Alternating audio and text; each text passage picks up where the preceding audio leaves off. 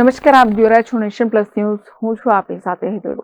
સુરતમાં શ્રમજીવી પરિવારના બાળકોને આત્મનિર્ભર બનાવવા સરકારી શિક્ષકોનું અનોખું અભિયાન હાથ ધરવામાં આવ્યું છે. બાળકો સ્કૂલમાં આવીને ભણે તે માટે હાથમાં માઇક અને પેમ્ફલેટ લઈને ઘરે ઘરે પહોંચ્યા છે. સુરતના શ્રમજીવી પરિવારના બાળકો ભણીને આત્મનિર્ભર બની શકે એ હેતુથી શિક્ષકો જાતે મેદાને ઉતરી આવ્યા છે. આ ભગીરથ કાર્ય સરકારી સ્કૂલના શિક્ષકો કરી રહ્યા છે. શાળામાં ભણાવવાની સાથે સાથે તેઓ શ્રમજીવી વિસ્તારોમાં જઈ હાથમાં માઇક અને પેમ્ફલેટ લઈને શ્રમજીવી પરિવારના લોકોને જાગૃત કરી રહ્યા છે કે તેઓ પોતાના બાળકોને સરકારી શાળામાં ભણવા માટે મોકલે. તો સુરતમાં કુલ 55 જેટલી સરકારી મરાઠી શાળાઓ આવેલી છે. આ તમામ સરકારી શાળાઓમાં સંપૂર્ણ ભણતર સહિત અનેક સુવિધાઓ મફતમાં આપવામાં આવે છે.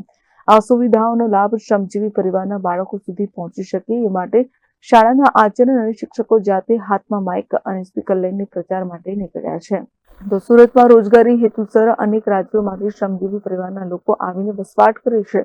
ત્યારે આ બાળકોને યોગ્ય શિક્ષણ મળી રહે તે માટે આજે શિક્ષણના ક્ષેત્રે એક અનોખું અભિયાન ચાલુ છે.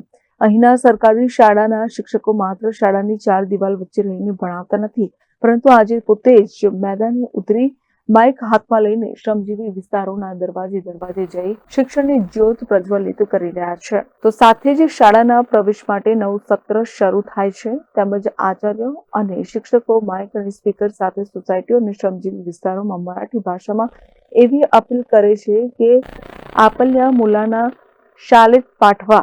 शिक्षण पूर्णपणे मोफत आहे.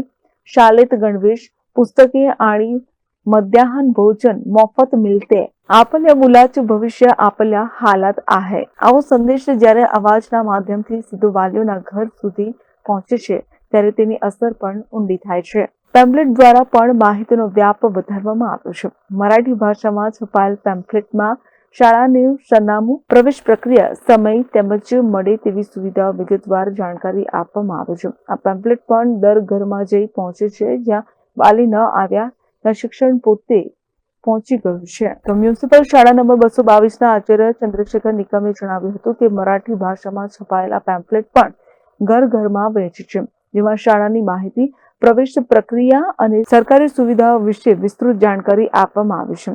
સરકારી શાળાઓમાં મળતી મફત પુસ્તકો, uniform, mid day meal, scout guide, રમતગમત અને અન્ય શૈક્ષણિક પ્રવૃત્તિઓની માહિતી સાથે બાળકોને ભણતર માટે પ્રોત્સાહિત કરવામાં આવે છે. તો સાથે જ શિક્ષિકા સંગીતા મહાદેવ તેલંગે જણાવ્યું હતું કે આ અભિયાન પાછળ મુખ્ય ઉદ્દેશ્ય એ છે કે શ્રમજીવી વર્ગના બાળકો અભણ ન રહે અને તેમની માતૃભાષામાં શીખીને એક મજબૂત શૈક્ષણિક પાયો મેળવી શકે. Bureau report, Nation Plus news, Surat. સમાચારોના સતત અપડેટ મેળવવા માટે અમારી નેશન પ્લસ ન્યૂઝની યુટ્યુબ ચેનલને સબસ્ક્રાઇબ કરો, બેલ આઇકન દબાવો અને જોડાયેલા રહો ફેસબુક, ઇન્સ્ટાગ્રામ અને ટ્વિટર પર.